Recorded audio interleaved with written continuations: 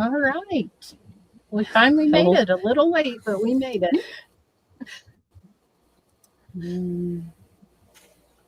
Gotta love technology in the frozen tundra.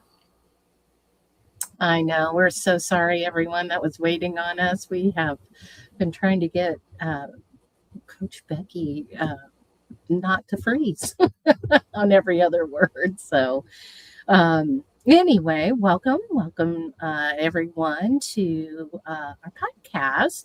We are streaming all over the place, so depending on where you're watching, we really appreciate it. Don't forget to send us likes and comments, and we're not sponsored by anyone, so we do read all the comments. And thanks for joining us, even though it's a bit late.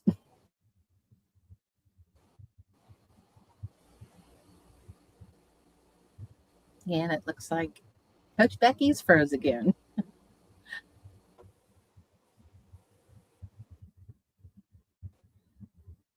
She's going to have trouble tonight. So, I was just kind of sketchy and still freezing. So, we said we're going to wing it. That's why we come on here as is, right? No big productions, which we're just two women that are having a conversation about healing. And we appreciate, like I said, you joining us. So tonight's topic is about your eating habits. Did you know that they necessarily aren't a discipline problem? They're actually a nervous system story. So we kind of wanted to talk about that tonight. So let's see if Becky is able to talk to us and not freeze.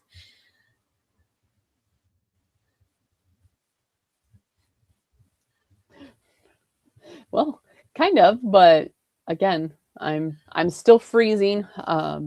So yeah, bear with us.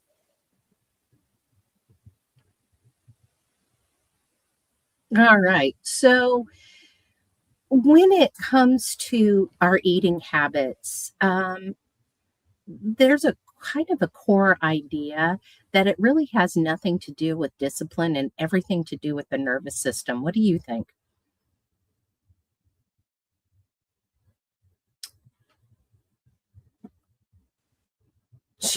Poor Becky. She's freezing. I'll keep talking till she joins in.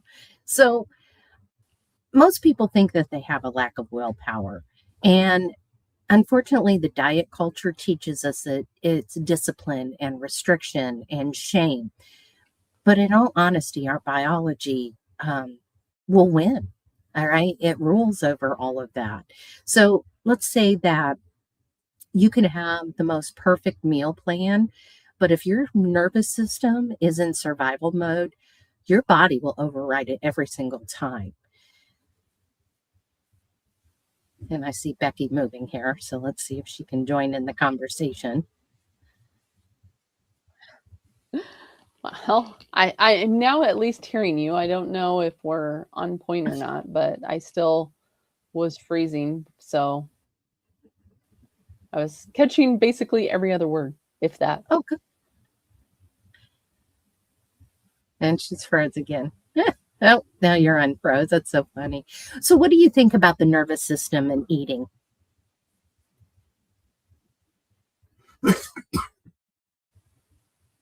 Well, we'll see if people can end up and hear me through this. So the nervous system plays a big role in eating.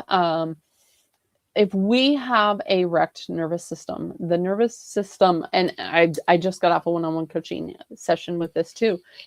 We have to end up and control the nervous system. If we are not able to balance the nervous system in anything that we end up we digest, right? It can be a perfect diet based on, yourself, right? It can be aligned in all the ways, but if you still end up and have a distressed nervous system, everything is going to end up and be a struggle. So it definitely plays a role in all of our hormones, the thyroid, the leptin, insulin, that cortisol, all of the hormones end up and definitely, revolve with the nervous system.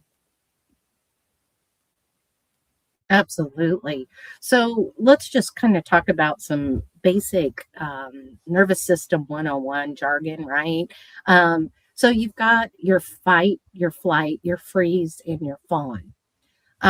Flight or fight is when you're irritable and you're restless, right? Um, but what's happening in the eating pattern side of if you're in fight mode?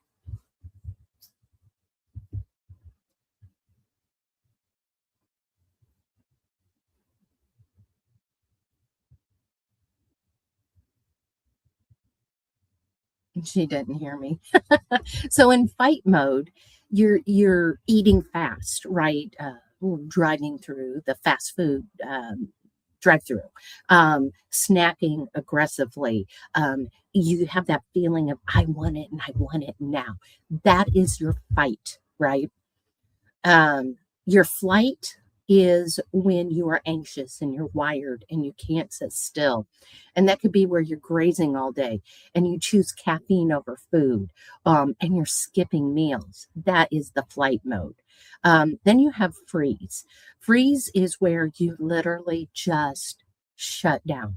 You are numb. You feel disconnected. You're literally not hungry all day. Uh, you binge at night, and then you have the fawn phase of the nervous system state, and that's people pleasing over accommodating. And that's eating what others want, ignoring your own cues. So your eating patterns are adaptive responses, not really failures.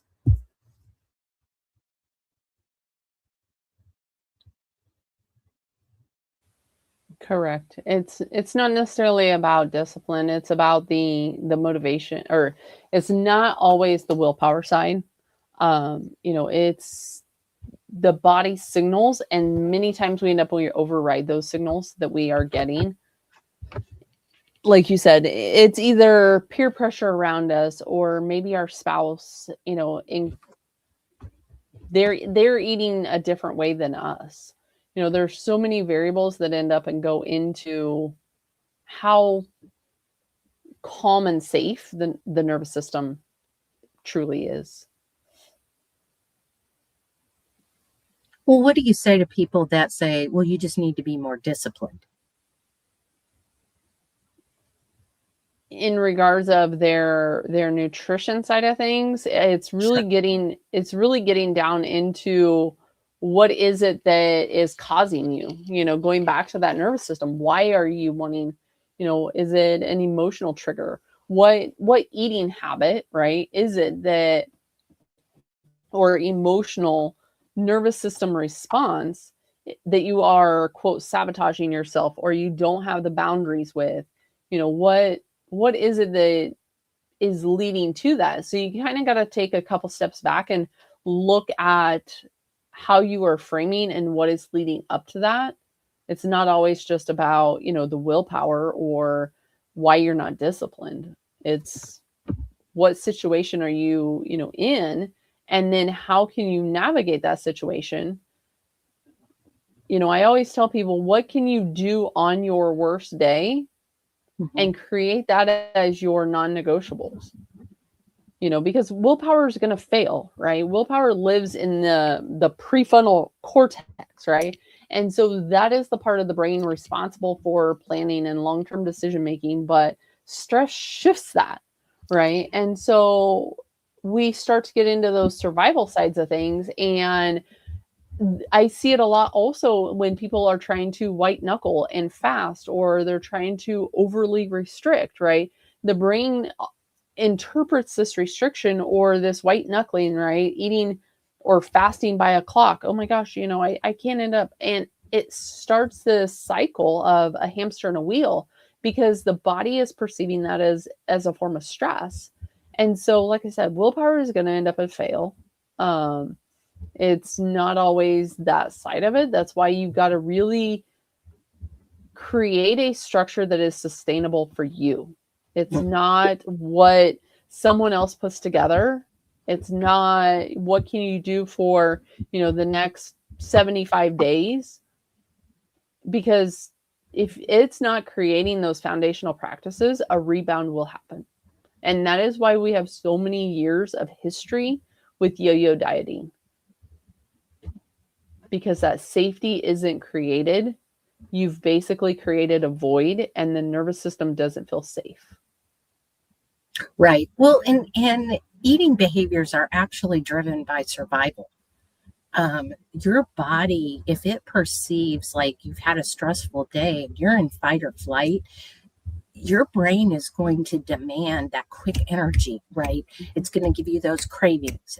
It leads to overeating, but it's your biology trying to keep you alive because it sensed something was off. And that can also happen in people that, go hard all day long, stress at work, and they're not actually eating through the day, right? Yes. People will end up and lead to late night eating because they didn't simply eat enough during the day. So it's not that you have this, oh, I'm a couch potato and I'm eating a bunch of snacks. It's because you've either mindlessly grazed all day, you didn't sit down and eat an actual meal, or your body is seeking something, right? There's even, potassium rich foods. Are you depleted in potassium? There's different things. Are you low in sodium? Are you craving, the crunchy, salty snacks?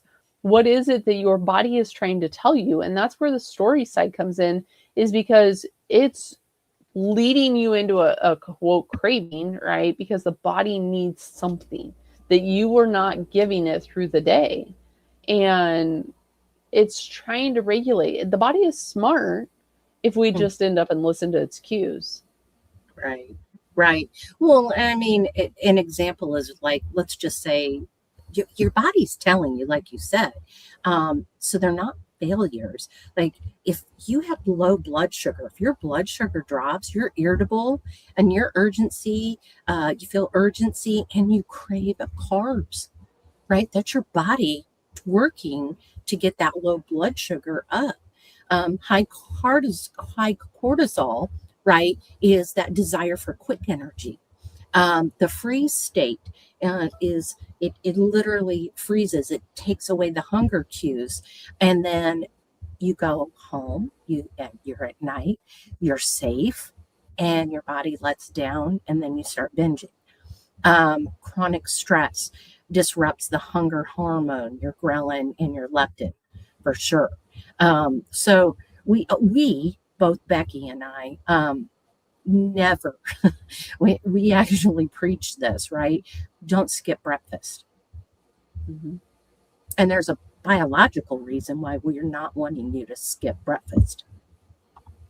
Yeah, there's a lot of signals that end up and happen first thing in the morning. And it's not that I'm against fasting, but cortisol is the main survival driver. A lot of people will end up and they're like, oh, lower cortisol, lower insulin, you got to end up and do low carb, blah, blah, blah, blah, blah, right? We all end up and hear it. There's all the noise out there.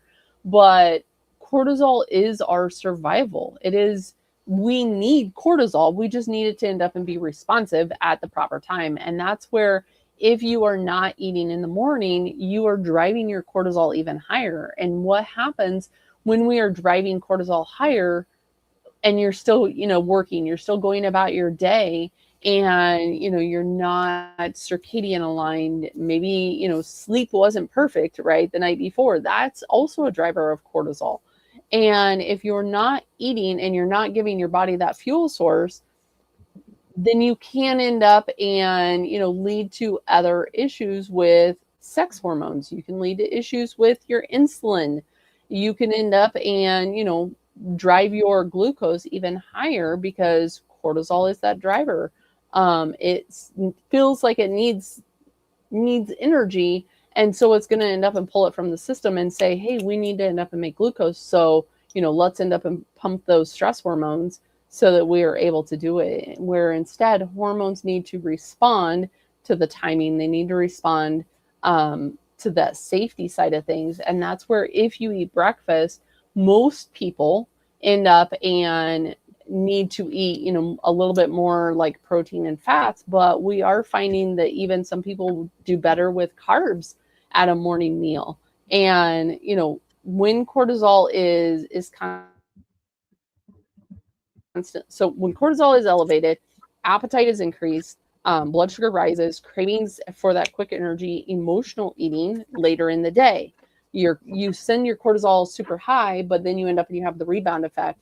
Fat storing happens. So when we are speaking with clients that they're like, I've tried everything and I can't lose this last, 10, 15, 20 pounds, it's typically because, their hormones are off, and the body is it's not that it's trying to sabotage you, right? I talk about this a lot in my coaching too. It's simply trying to protect you. And so it's telling you that, hey, we're under threat. We need to actually eat. Kind of going back to, the insulin side of things, the insulin's job is to move that glucose into the cell. And when you are under these periods of elevated cortisol, the insulin's going to work overtime. So, people will be like, well, my blood sugar's not bad. But yet when you check a fasting insulin, the fasting insulin is elevated because the insulin in the pancreas is having to, pump out extra insulin in order to drive that to a stable level. The long-term, low carb, keto, carnivore, etc., the cells end up and become less sensitive. And, we need the fluctuation of cortisol and of insulin, but at proper times and not in these large swings. Absolutely. Well, what do you say about emotional eating? And we know that it's really a nervous system regulation, right? But let's say you have an argument with someone and you reach for the ice cream. Um, Most people don't realize that that cold, creamy texture actually soothes the vagus nerve, and it downshifts the system, right? But there's other ways of doing it without reaching for that ice cream, right? Yep. And that's where, for some people, activating that vagus nerve, even just, splashing your face with cold water in the morning or doing a cold face dunk, cold exposure in small doses, right? I use cold exposure a lot during the wintertime because it's cold here, right? I'm in the middle of Nebraska. But utilizing that will also help with driving. Again, when we look at the cell sensitivity, it ends up and it will help to drive that glucose into the cell. So, again, most people are looking towards the cravings. They're looking towards, that ice cream snack more for the dopamine side of things. Mm-hmm. And, that reward or that anticipation or whatever they're looking towards as far as, getting that. But when we are under the chronic stress, or maybe you have, poor sleep, that lowers the dopamine. And so that's why you're seeking that. We also have low motivation. So again, when I talked about motivation and willpower and, that side, it's not truly seeking or comforting the way that you end up and you think it is, because many times after people end up and have it, it creates this whole other, vicious cycle of guilt and, a failure feeling and that side. So when dopamine is low, food in any form becomes relief. It's not necessarily looked at as nourishment. Mm-hmm. And that's where separating the emotional tie that people end up and have to food, right? Looking at food for what it truly is. That's the other reason why, dieting, for instance, can end up and backfire hormone wise, because they're constantly restricting and they're constantly creating this, quote, loss of control or restriction. And so then that leads to the shame. Yeah. Well, and speaking of shame, right? Past experiences actually do shape your current eating patterns. The trauma from, childhood chaos, or if you had food, the food was scarce, or emotional neglect, or high stress as an adult, right? That's shaping your eating patterns too. I know that years ago when I was traveling for a living, a person that I traveled with frequently, she hoarded food. So we would have to order extra food if we, in the evening we went out to eat, and she would order extra food and take it back to her hotel room. Now, she never ate the stuff, but I knew that she was hoarding it because, and that's where she had years earlier had gotten into overeating issues. She had lost weight, but she still had that hoarding tendency. And I mean, I was in her hotel room many times where there was food everywhere. She wasn't eating it, but she was hoarding it. Yeah. And that again is typically a childhood of restriction, right? Mm-hmm. Where you end up and you don't have, and maybe you didn't know where your next meal was going to end up and come from. And that's, I see it a lot on the binge side of things with clients where, they do end up and have that trauma side. And so again, going back and working on, parasympathetic work, working on the nervous system regulation, there's several ways to end up and go about that so that you are, kind of down regulating. And I get very passionate when it does come to the nervous system side and what people do, because there's a lot of symptoms, right?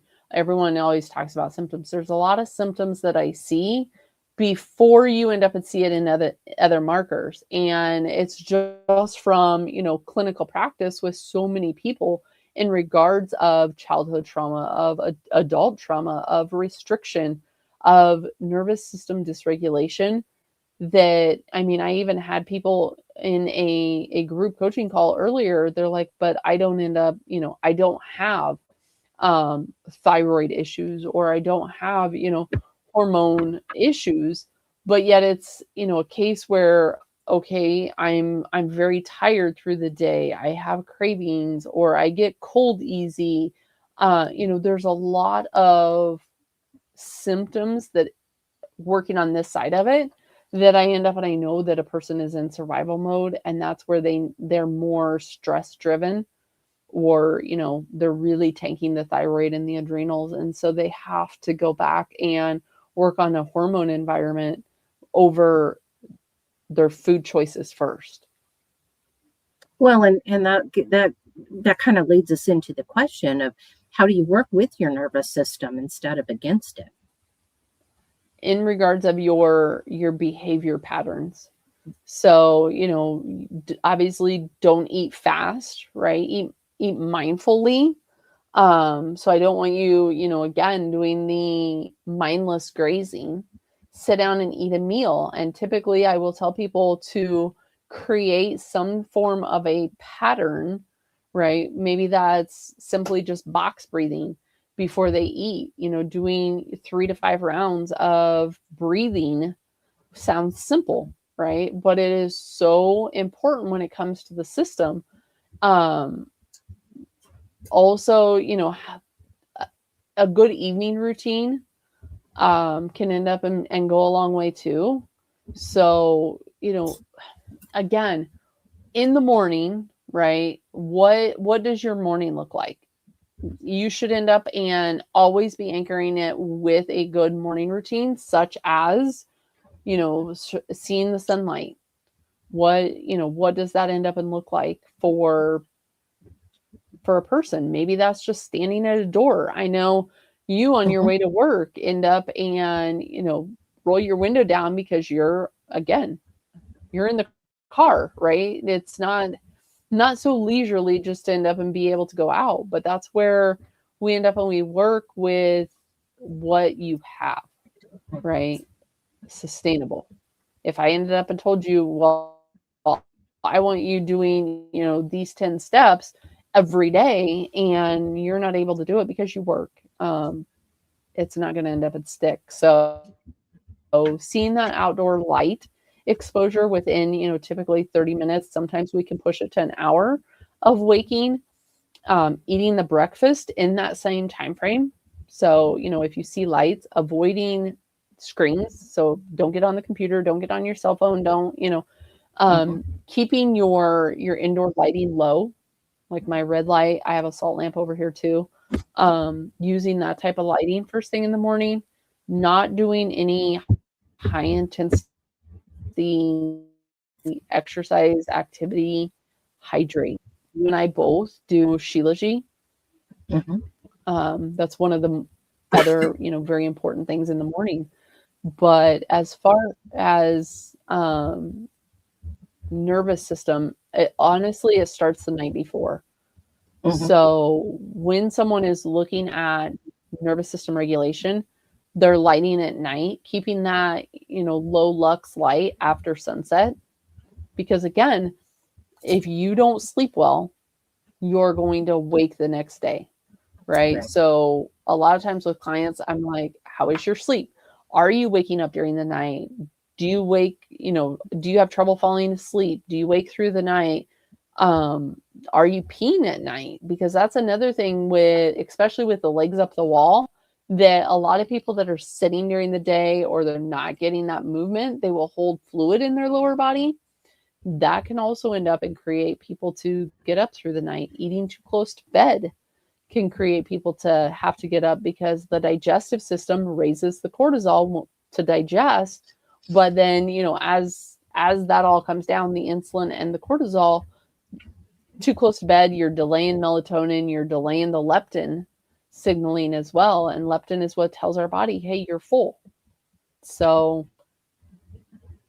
there's a lot that goes into it on that front, but creating a good bedtime routine, whether that's, taking magnesium or doing a magnesium bath, some form of body-based unwinding. So again, we talked earlier about the fact of trauma. Trauma plays a big role in our sleep too. And if you are not able to wind down, and maybe that's, anything from, again, doing breath work, doing a journaling aspect before bed. We call it a brain dump. You and I both speak to brain dumping. It doesn't have to make sense. Just get those thoughts out onto paper. You created a journal. So if people, need that practice, I don't necessarily go through a lot of the affirmations at night. It can be better to do, the self-reflection at night. So, don't do any like problem solving or anything along those lines, but doing more of self-reflection, body scanning, those type of things, creating a fact of nothing is required of me tonight, right? Especially as parents, we always think that someone is dependent on us. Allowing your body to rest. It is safe. Those type of things. I am safe. The Ho'oponopono, phrase that always ends up and comes in really well at night, but more so the affirmations in the morning time. That way it sets you up and kind of rewires you for the day. But yeah, doing that type of thing, the emotional, the cognitive at night, it truly does end up and set you up for the optimal day the next day. Yeah. I mean, you can put your, hand on your chest. You do the box breathing, right? You can look around the room and name things, just random things, right? That starts slowing the brain down, believe it or not. Feel your feet, touch your feet. This shifts your body into like a rest mode. And honestly, there are things I do. I listen to a sound machine. Becky and I both, and Coach Sly, all have touch points that vibrate. That you got yours right there, don't you? And that was my doorbell, actually. Ring. Yeah, that was your ring. But we have touch points, and I'll tell you something about the touch points. So I have a friend of mine who is having some medical issues, and she knows that she needs to reduce her stress, right? And so we were together back in December, and we made her, there they are. There's the touch points that Becky's holding up. If you're not seeing it, if you're just listening to us, look up touch points, and they vibrate, and they have different settings on how fast they pulse. You can hold them in your hands. You can put them in your pocket. You can put them in your socks, right? I mean, you can just hold them. And so I put my girlfriend, she took a nap, and I went in there and I said, okay, this is what I want you to do. And I put them in her hand. And she said she probably lasted maybe 2 minutes. She turned them off and she was able to take a nap. We went to bed that night, and she's like, she used them again. She bought them. Like, she went and bought them. And apparently it is helping her shut her stress response down, and she's able to relax and go to sleep. There's a lot of data on those touch points. Absolutely. And it does. It definitely regulates the system. You can end up and just feel that. Again, not that people need a bunch of products, but sometimes we get to the point where we feel stuck, right? And we're not able to get into that parasympathetic mode, right? We can't quite get through that reframing aspect of being stuck, or that, feeling anyway. And no matter how much we try to end up and reframe it, the mind wants to go other places. And that's where something outside of yourself, even if it's, the noise machine or the touch points, they do that, bilateral aspect. So it does help with the sleep depth. There's different, things that you can end up and do to help support the system.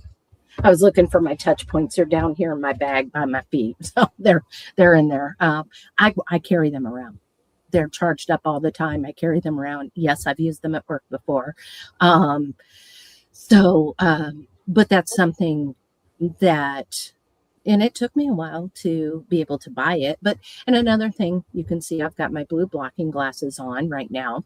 And that's helping to signal my body that, yes, it's after sunset, and I probably should not be on a device, right? But I am for our podcast, so I know wearing blue blocking glasses helps.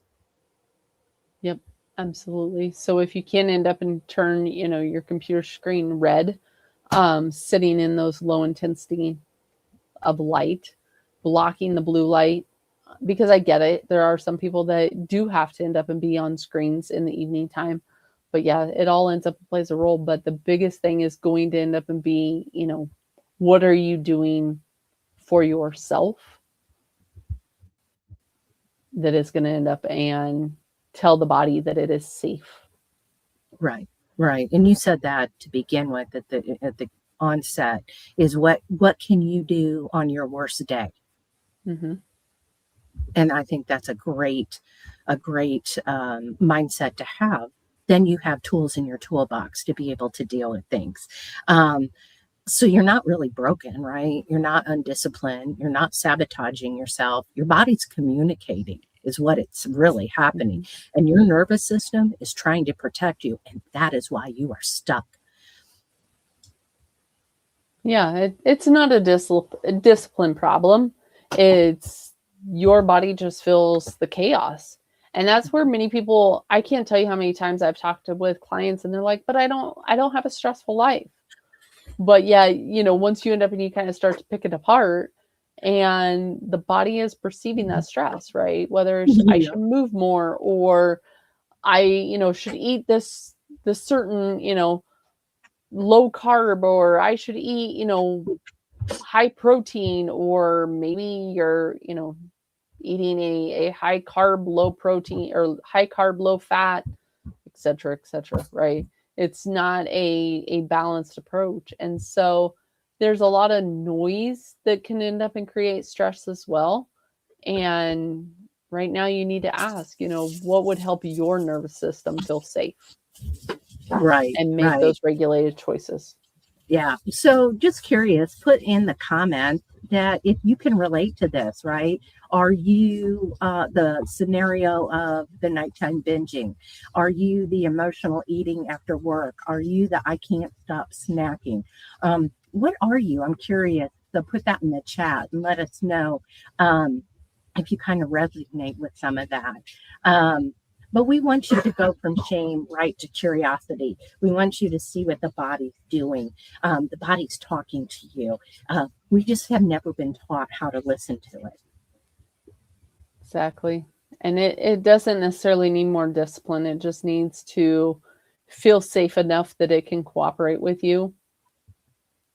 And you need to be willing to understand its signals and its cues. Because that's the other thing. A lot of people will end up and push past those, hunger cues or the symptomatic cues. And then they try to go harder. So your hormones are trying to help you. Your body is trying to help you. Being sleepy can end up and be a signal that, you actually need to eat, right? The body ends up and is getting tired because you need to eat, or the body, is getting dizzy, right? Or whatever, the other symptom is that the body ends up and needs. So somebody over here on my Instagram said nighttime binging on cheese at times. Binging on Cheez-Its at nighttime? Mm-hmm. Sorry, I froze. Yeah, binging on cheese at times. Binging on just cheese. Okay. So Yep. the cheese is cheese and dairy is a whole nother aspect. Yep. Again, It goes back to those receptor sites, because cheese actually has casomorphin in it. Casomorphin lights up the same receptors as sugar, and it is actually more powerful on those receptor sites than what sugar is. So that is why people will typically end up and binge on cheese, is because it is hitting those receptors, the dairy side, but more so the casomorphin. So it's not necessarily just the sugar in dairy product that people are after when they're binging on cheese. You don't sit down and eat an ounce of cheese typically. You eat a half a block of, 8-ounce cheese. So it's those casomorphins in cheese that are creating that. Do you remember years and years ago when I was eating so much cheese, I counted it as my protein source? Do you remember when I do? That? And yes, it was a case of you were using it more so than just a garnish. I'm like, cheese should end up and be a garnish, not a main food group. I had to totally eliminate dairy completely for quite a while, didn't I?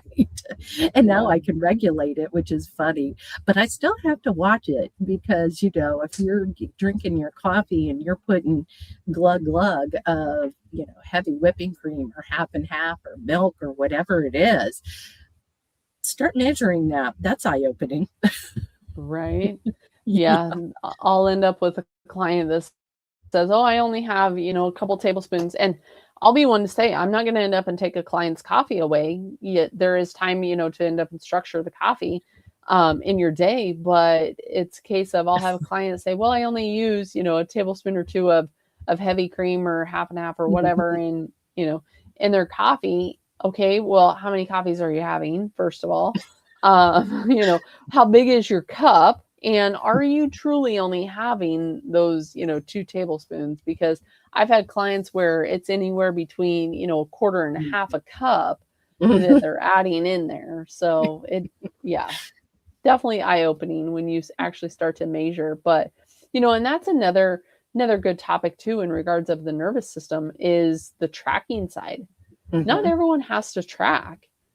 No. We end up when we talk about certain macros or certain percentages, that we may end up and be doing. I talk about it a lot, on my Instagram page, but not everyone has to end up a track. It's a good tool to utilize, just like other tools, to kind of give you an idea of where you are, what you're eating. You tracked for a long time, but yeah. I mean, so did I. I've used MyFitnessPal since like 2017 or something like that. But there again, it's a data tool. It shouldn't feel a stress if you are getting any form of, anxiousness or stress over having to track certain macros. There's ways around that that can end up and be more balanced to get, a full plate versus having to weigh your food. So if that is, you and you are someone that is going to end up and be even more stressed out because, you're trying to hit a certain macro or a certain target, there's ways to go about that. And that's where coaching sessions with one of us coaches can come into play, is we can help you navigate what that looks like as far as a balanced meal. Yeah, and speaking of which, we also have the Beyond Nutrition community as well. And we do not subscribe to any one way of eating. You're not going to get shamed. In fact, it's we've revamped everything inside of the BNC community, which, by the way, is free to join. So tell everyone what we did, Becky, for folks this year. So we opened up the community, but we also created the coaching. We created the whole thing. So where you are able to use your health savings account, your flex spending account, we partnered with TrueMed. So we are eligible through the medical side of things with them.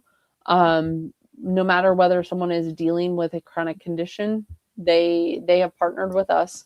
We're able to offer that. We're able to get letters of medical necessity from their providers stating that our services are warranted to help assist with the navigation of coaching you through that.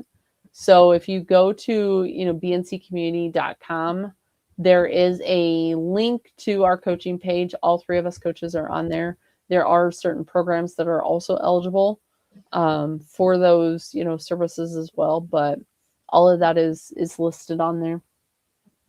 Yeah. So if you go to B as in boy, N as in Nancy, C as in cat, community.com, which actually stands for Beyond Nutrition Coaching Community.com. But anyway, you can join for free. Come on and join us. We have socials every day. We have coaches hour. You don't have to. We took the names off of the meetings because we want you to have access to us, to coaches, right? Where you're not feeling so locked into a certain way of, or dogma of way of eating, or anything like that. We don't shame. We get questions about anything and everything, right, Becky? Mm-hmm. Yep. It can go on any topic. So they are listed as office hours. There's also a community social. There are some community-led meetings. I know we have a fitness meeting in there, or weight training resistance meeting, where we do have personal trainers that will end up and pop in from time to time. We have, gym people that will end up and, are super active in the gym that will support community-wise if people end up and have, questions about their routine or whatever. But yeah, it's open for questions so that they're not label specific. So if someone has a question about a macro, or someone has a question about sleep or circadian, or, whatever, any of the meeting times that are listed, mental health issues, we have Sly in there for mental health and addiction. But we're in the community. Which is it next week already that she's coming on? I don't even know this is bad. Oh, yeah, it is. It's next Monday. We're going to have our coaches round table, which will be the three of us. So we do that. We bring Coach Sly on with us the first Monday of every month, and we have topics. And what's nice is all three of us come from different ways of life, right? Different aspects, different points of view, and I just love when she comes on because she has this whole the addiction and mental health side of things that is just I remember the first time I attended one of the meetings, I remember thinking, well, I'm not addicted to anything, like I'm thinking Mhm. alcohol or drugs or, something like that. And it was like, oh, oh, wrong, right? Yep. Yeah, there's a bit of a food addiction in there. I wouldn't be in the health journey if there wasn't, right? But yeah, it's really, really neat. So we hope you can definitely join us. Plus, community is good, right? We need we need people that cheer you on, right? Hmm. Yep. Like-minded people that aren't, just because you eat one way, they may eat another, they're just having that space where you can confide in someone else or, just simply talking with someone else. Absolutely. So, anybody, so I had the one, and then somebody said, thank you. I felt we needed to cover this nuance as well. Yeah, it was a good topic tonight, because I think that I know that was a big key I was missing in my healing journey was the nervous system side of things. And when Becky said, "Oh, I've had people tell me, I'm not stressed," she was talking about me. I'll throw myself under the bus on that one. Um, I tell her that all the time. I'm not stressed. I don't know what you're talking about. I'm not stressed until I started going to meditative yoga and things like that. And I was wearing a CGM, and I would literally see my blood sugar drop like as much as 17 points, like crazy, just meditating and breathing and doing very basic yoga poses and stuff. And it was eye opening. Yep. Absolutely. It definitely makes a difference. So hopefully everyone ended up and found, the topic tonight beneficial. Make sure you like, subscribe, leave us a comment, whether you're over on Instagram or one of the listening only platforms. We have, Spotify, we have Apple, Amazon, etc., etc. Make sure you end up and leave us a comment, so that we know you're there. We know that we have your support, and let us know if you have a topic that you would like us to discuss. But remember, stress isn't necessarily a character flaw, it's a nervous system response. So you can do it. We are here to support you. Definitely reach out, to any of us coaches. We would be happy to help you navigate through this. Have a good evening, everyone. We'll see you next Monday at 7 p.m. Central. Bye, everyone. Bye.